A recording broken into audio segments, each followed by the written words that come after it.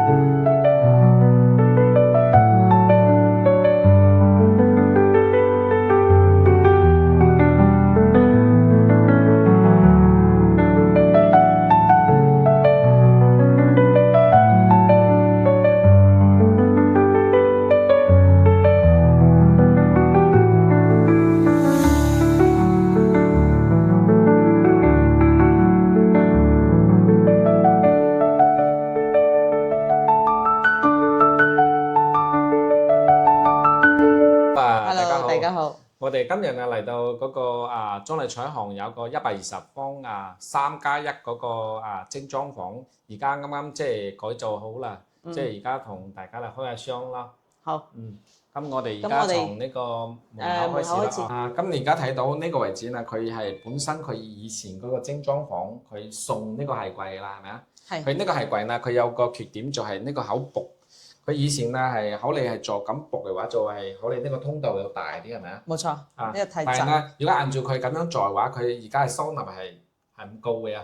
係比較少。同埋佢擺鞋呢，佢呢個擺鞋呢係好唔方便啊！你大啲，而家好多人着嗰啲波鞋呢，呢啲根本擺唔落去係咪啊？係。所以呢，你睇下佢而家擺呢啲係一時性嗰啲拖鞋呢，都係咁樣打橫。打橫啦，只能夠打橫擺下，所以我按照佢嗰個需求呢，我哋呢幫佢加咗一排嗰個收納櫃咯，係咪啊？佢收納櫃嘅話，佢同我講啊，佢有個想加個換鞋嘅地方。咁換鞋嘅地方嘅話，如果你擺張即係放張凳，放張凳嘅話，咁呢個我覺得嘅出入嘅地方呢，有啲阻住咯，阻住我哋嗰個行路啦，係咪啊？係。所以呢，我幫佢加咗一個隱藏式咁樣拉出嚟嘅話，係咪啊？有一個即係可以有個換鞋嘅凳。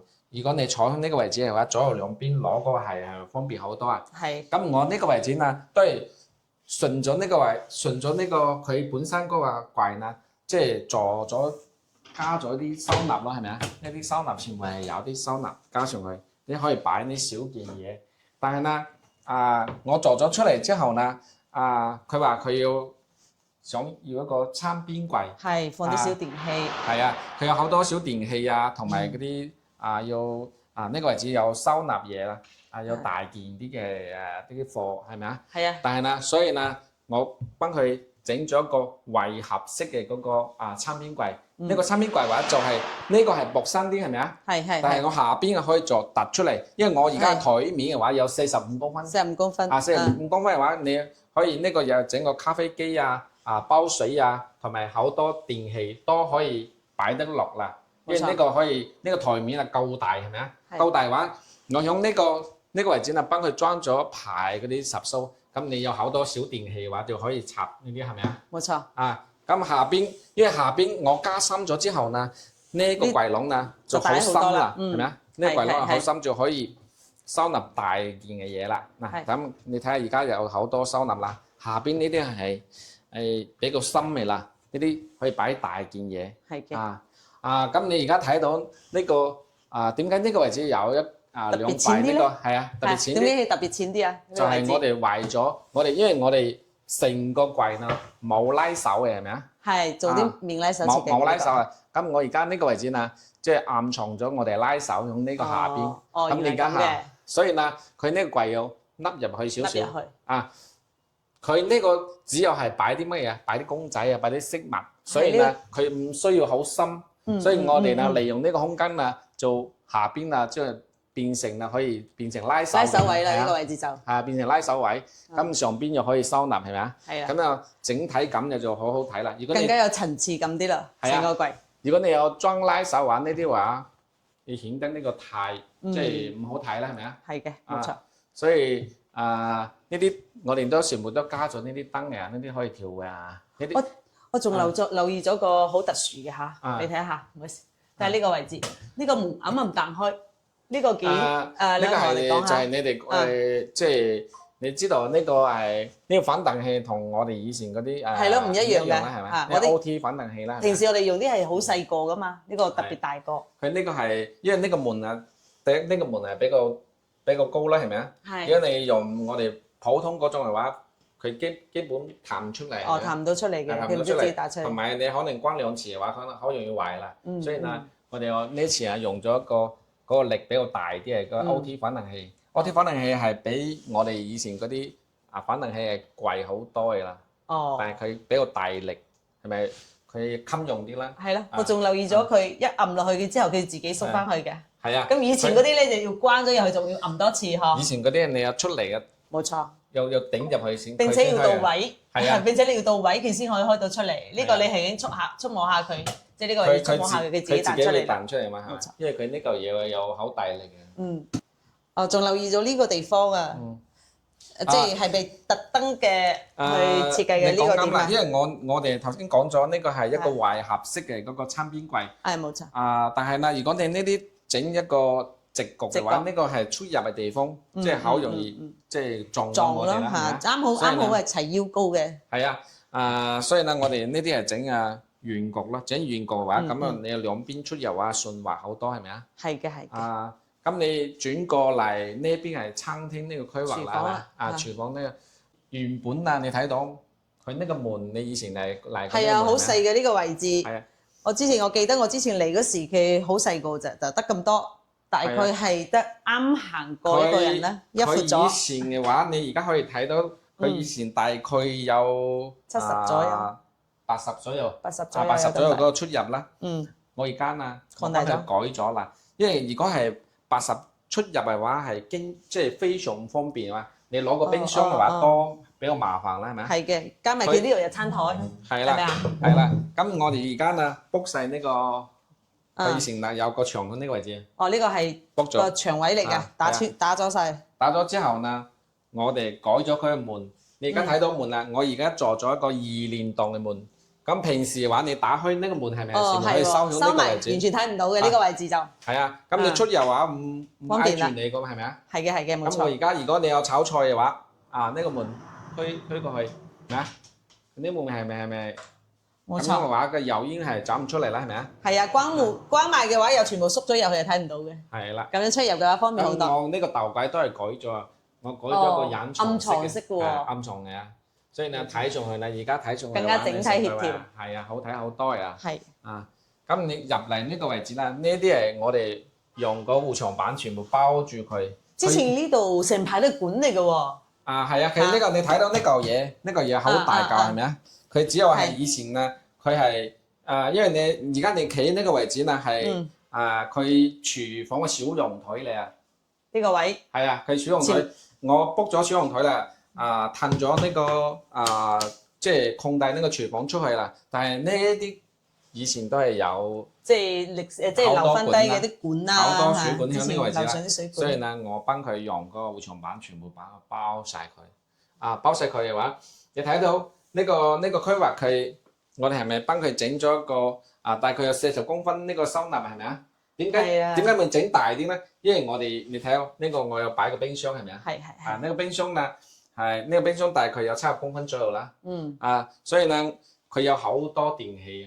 係啊，好中意用啲小家電啊，整嘢食啊。佢有嗰啲蒸多士爐啊、蒸焗爐啊、微波爐啊，應該都係全部放晒喺度啦。所以我幫佢做咗一排嘅十蘇，係一排十蘇。所以咧有煲水蒸焗爐，乜都可以搞掂啦，係咪啊？係嘅，可以放晒喺度。呢個窗係我哋重新即係騰咗出嚟啦，重新封咗呢個窗啦，係咪啊？重新改過。呢個有2個掹網呢邊2個都可以響出邊開嘢啊。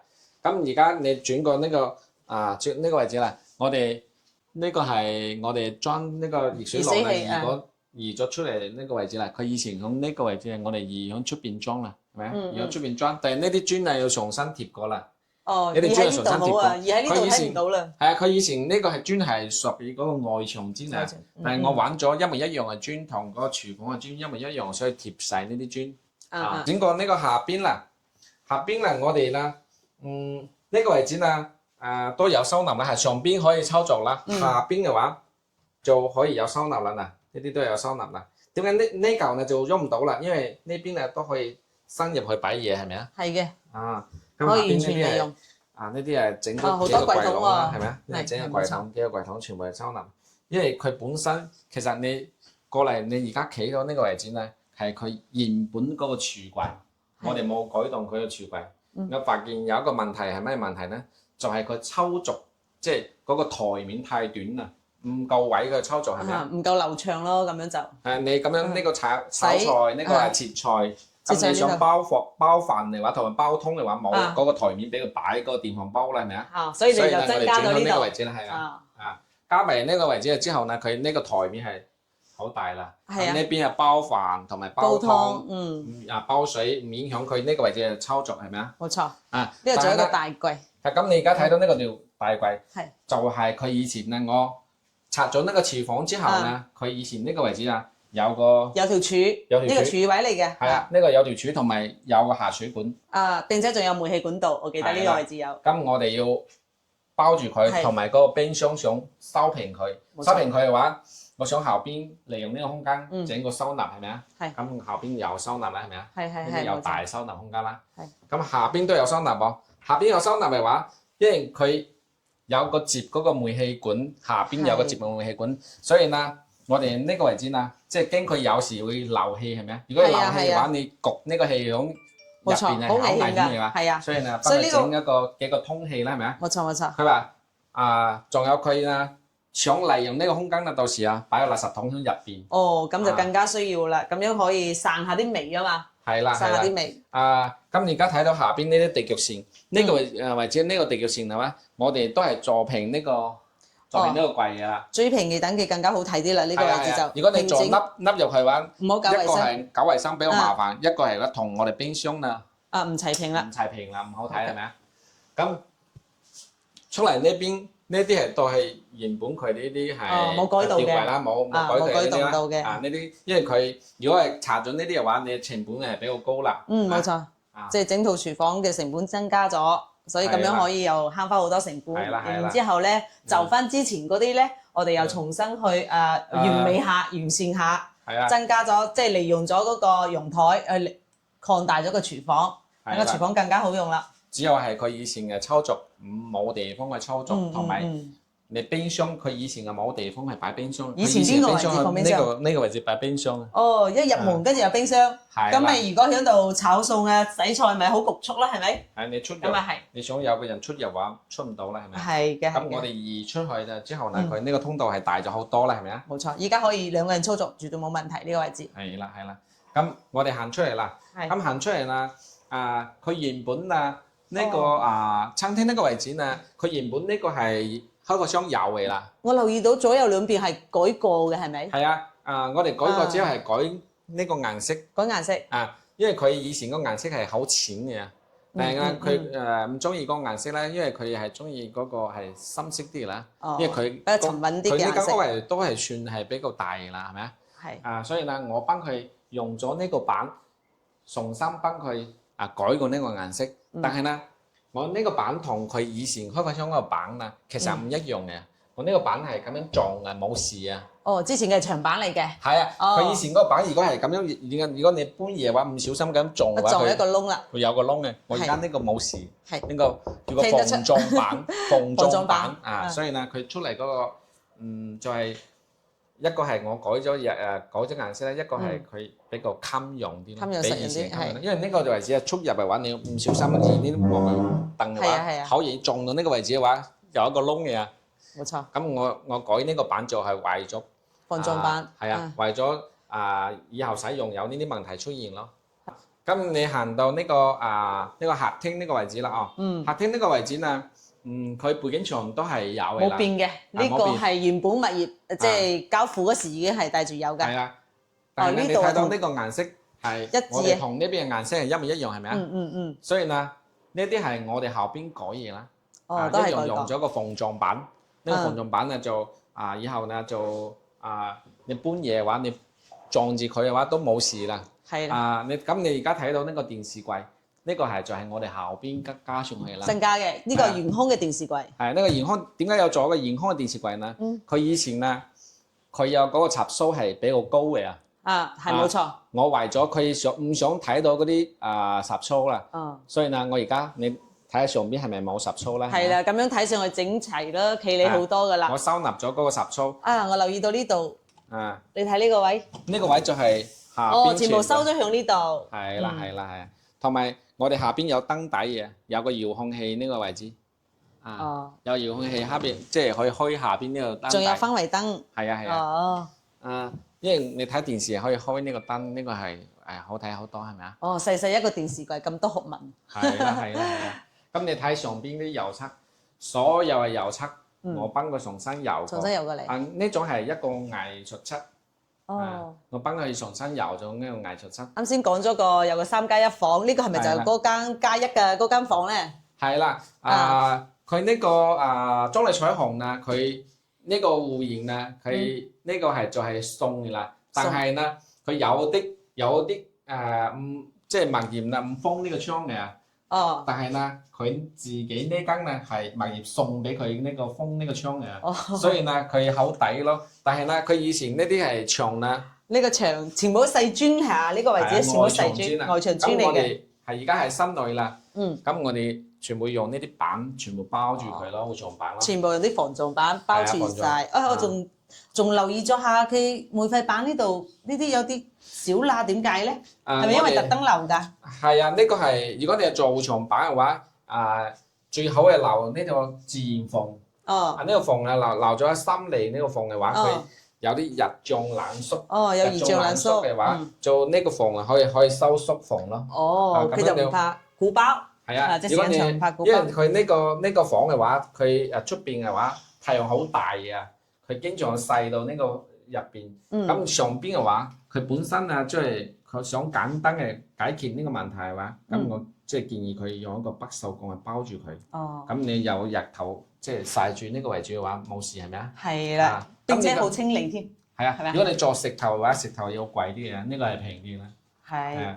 我之前係咪出邊嗰啲磚啊？係啊，啲細戶牆磚。以前係即係出邊呢個磚，不過呢個窗係唔係我哋封嘅，係物業幫佢封嘅啊，物業送俾佢啦嚇。啲顏值完全唔同晒。係啦，咁你轉過嚟，我要幫佢裝個空調啦。佢而家係一個房啦，佢呢個房咧，佢如果佢本身係想用呢個位置係打麻將嘅啊。哦，麻雀房，娛樂下。或者有朋友多嘅話，可以呢個打個地鋪啊。咁我幫佢裝咗空調咧，係咪啊？上面裝咗空調，裝咗空調之後呢，佢有好多水喉用呢個位置下邊有水管啊、落水管啊。佢以前係陽台嚟係咪啊？即係呢個位置包住嘅係水管嚟嘅。係啦，我哋包住佢咯。包住佢之後呢，做咗個收納櫃啦。係咪啊？呢啲係收納櫃啦啊。咁呢個收納櫃，呢個收納櫃深度呢有500嘅啦。哇！好大好大㗎咯喎，可以收納好多嘢㗎喎。係啦。咁呢個頂呢度啦，都係重新幫佢油過呢個油漆啦，係咪啊？佢呢個櫃入邊係咪啲外牆磚嚟㗎？所以你做個櫃特登包咗佢㗎啦。所有呢個規劃以前啊都有外牆小磚。哦，外牆小磚全部包齊。包咗之後呢，但係我地面唔改佢啦，因為改咗嘅話，地面嘅話成本係比較高啦。所以呢，為咗佢本身只有係呢個房而家係用嚟收納嘢比較多，所以呢裝成咁樣已經好 OK 啦。好，係咪啊？係。咁而家出嚟呢個位置係真正嘅陽台啦。佢呢個陽台呢係我幫佢做一個家政櫃啦，因為佢冇封嗰個陽台啦。係呢個位置冇封窗嘅。佢呢個主要係一個家政區，用即係擺洗衣機啊，同埋有啲收納嘢啦，係咪啊？係。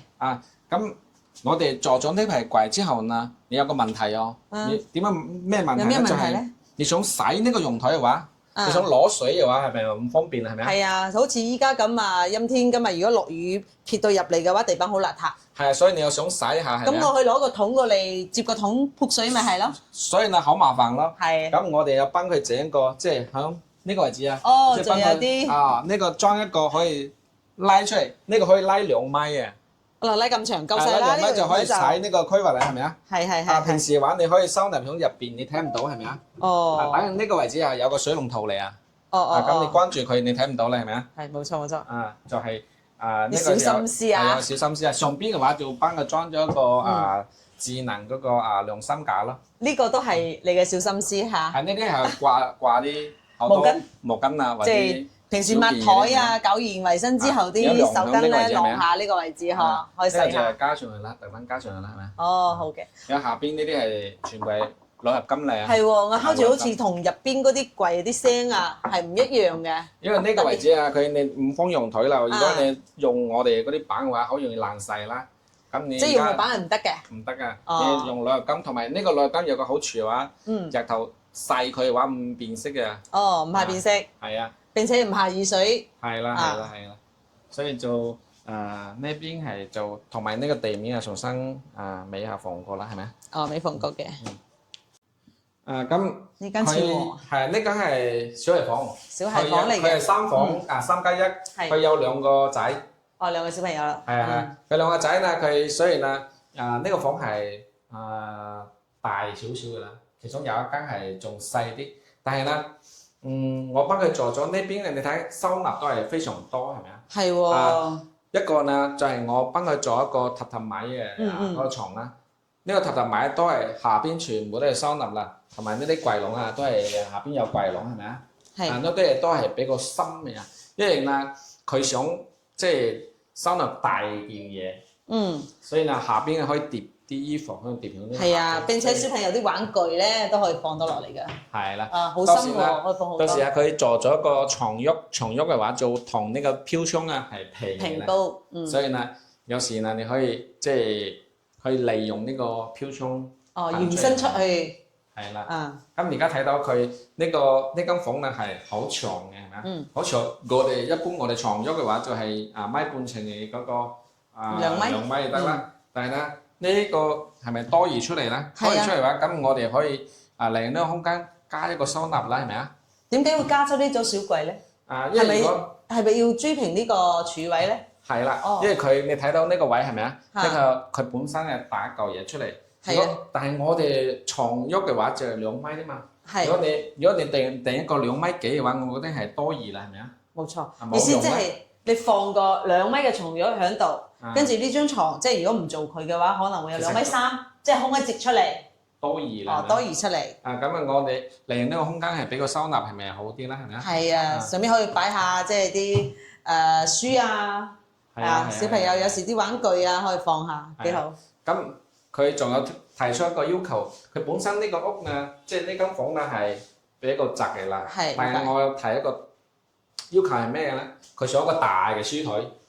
大嘅書台可以即係放電腦或者寫作業。呢個書台係咪好大啊？係咪啊？冇錯。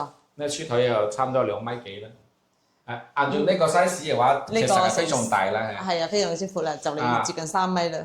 就係我哋利用呢個床頭呢，偷個位出嚟做一個大嘅嗰個操作台。如果佢上邊可以擺嘢，但係下邊我哋都可以收納喎。你睇下下邊可以吊嗰啲掛心嘅啊。好深嘅係咪啊？即係啲被鋪啊，佢唔需要放響高處啦，就可以直接打包放翻入去。係啦。所以呢，下邊等於你下邊都有收納，又可以整個大嘅書台。呢個冇浪費到咯，即係我見好多咧，通常呢度係一塊板皮嘅鋪過㗎，呢度咧就係封死嘅，根本就用唔到。有啲喺側邊開少少櫃咧，又覺得佢就只可以好細一個櫃，拉唔到幾多出嚟。咁樣真係完全利用晒，非常之好。咁啊，你而家睇到啊，呢啲都係護床板啦，係咪啊？我想即係佢喺呢個位置即係操作呢個位置嘅話，我驚後邊嘅搞污糟邋遢啦，所以呢我整咗護床板。但係呢個護床板嘅話，我為咗佢好睇啊，用呢個重新配一個顏色啊。如果你配一樣顏色啊，坐呢度太悶啦，我太單調啦。太單調啦，所以呢配一個淺色。有個淺色喺呢個坐呢度就睇書啊，或者係用電腦啊，都有個對比咁樣好好多。我仲留意全部配埋燈添。係啊，因為佢本身我覺得佢原本嗰個精裝房咧，個燈光咧唔係好高。唔光嘅，唔夠猛啲光線。我哋幫佢加咗一個成個加咗個燈底。你睇到呢個位置啦，佢一個轉角嘅櫃。我轉角嘅櫃好多人設計呢，都係開放式嘅，係咪啊？係，要麼開放式，要麼封一部分係用唔到嘅。但係呢，我覺得係如果開放式太多嘅話，你搞衞生係咪好麻煩？係啦，好多。所以呢一次呢，我建議即係可以封住佢啦。封住佢啊！我哋用咗嗰個五金，呢個五金可以解決呢個問題就。可以同時開呢個門咁呢個門呢兩個門可以同時打開係咪啊？完全開晒。開咗之後呢，去咗135度啦。咁呢個位置係咪可以係好啲係咪？係啦，咁樣攞嘢方便好多咯。響入邊暗角嘅地方咧，都好好攞嘢咯。係啊，咁你而家睇到啦，呢個五金就係而家睇到五金，呢個係比較出名嘅國內比較出名嘅礦高嘅所以呢可以解決呢個問題。冇錯。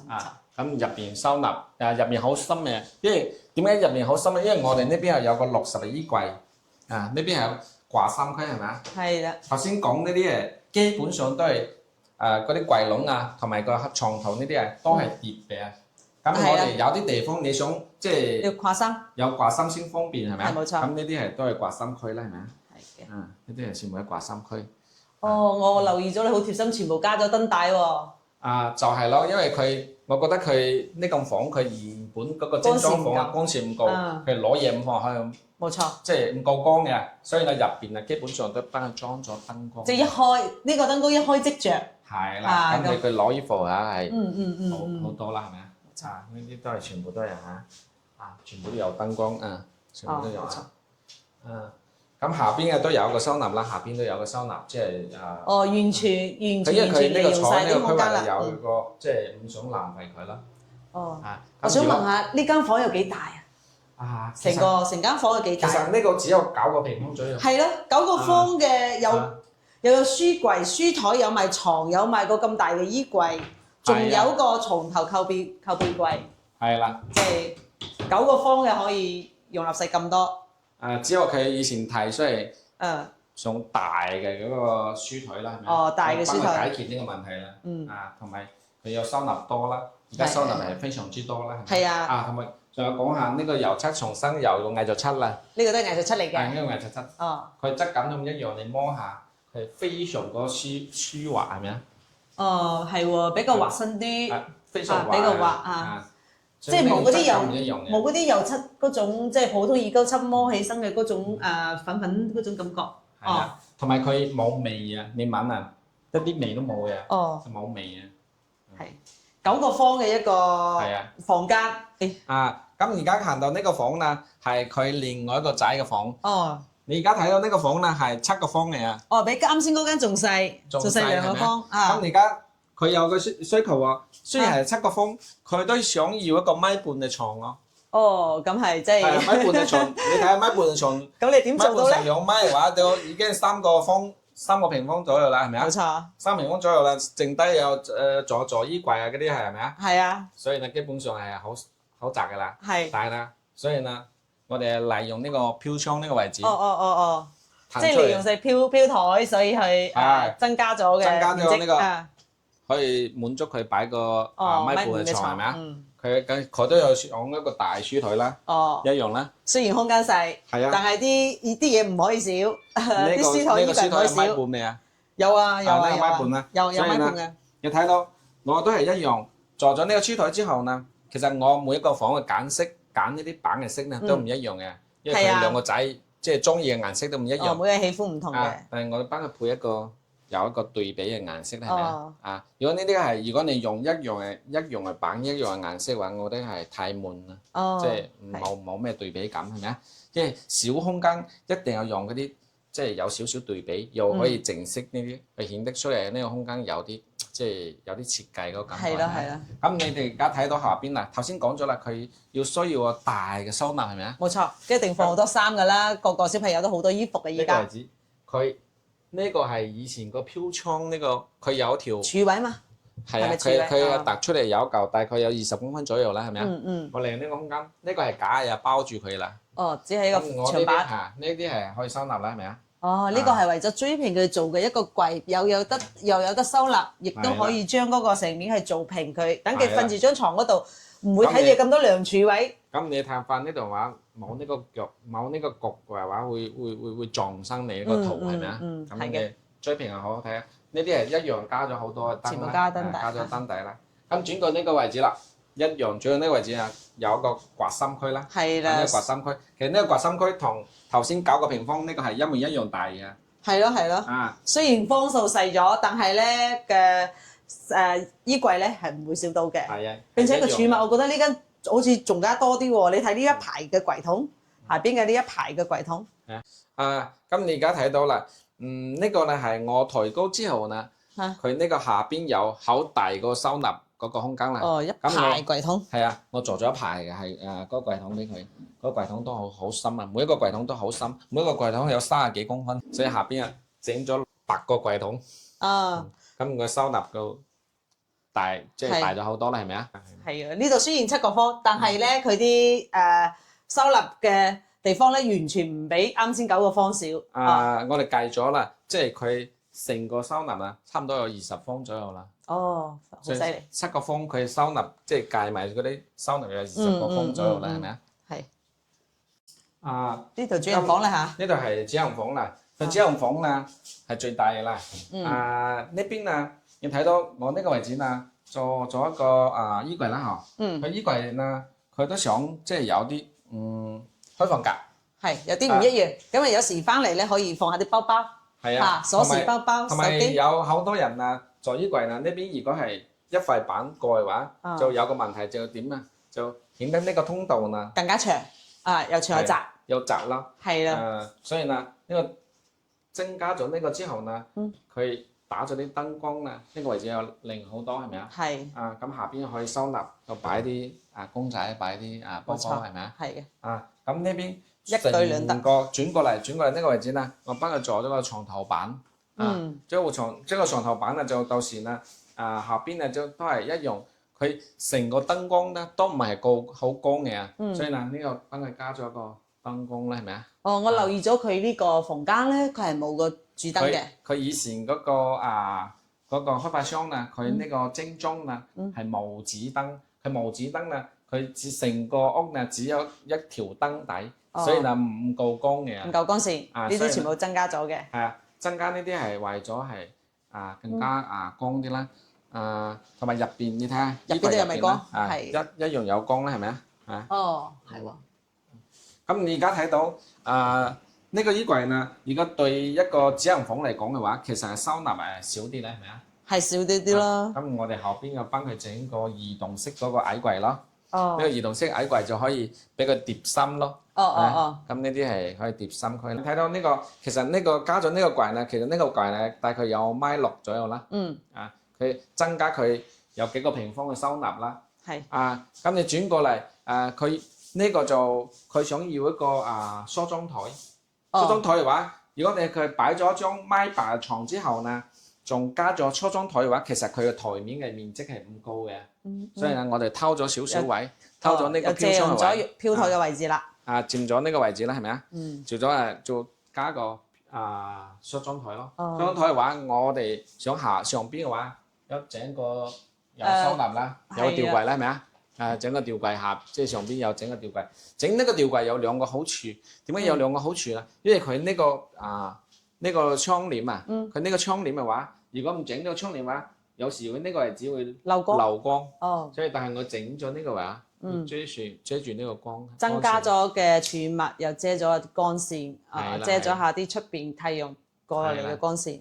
所以呢又唔影響佢使用啦嚇，因為佢呢個飄窗呢其實係非常之大，佢呢啲軟裝呢係佢自己配嘅，不過呢啲都係我介紹朋友幫佢配嘅啦。呢個都係嗰啲窗簾全部係我朋友幫佢配嘅啦。幫佢配，包括呢啲呢個都係整嘅都係一樣。呢個位置就係飄台，咁加咗呢個上去之後咧，即係等於一個大嘅梳化咁坐咯喎。呢個位置係啦。咁呢個係一樣啦，佢全屋係一樣做咗個藝術漆啦。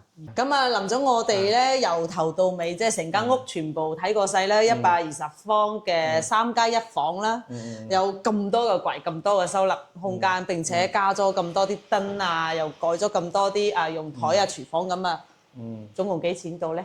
同我哋啲粉絲朋友講下。佢呢個係即係佢本身係精裝啦，佢只不過係我響佢基礎之上啦，幫佢即係增加啲收納同埋有啲佢有啲唔係好合理嘅，我幫佢改咗下，改咗成個包料嘅話，我哋係大概使咗12萬啦。12萬左右。係啊。所以呢，佢呢個係比較抵嘅啦，因為佢呢個係點解即係咁平咧？